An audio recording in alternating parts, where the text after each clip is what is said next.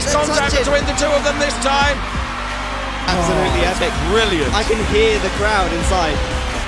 We just came up with the idea after the Sunday race because everyone was talking about this historical race between Gary Paffett and myself. Now, we had various ideas, but the best one for us was to just make a helmet with really nice pictures on it. This was awesome. On the United charity, we're gonna donate that helmet, signed by Gary and myself.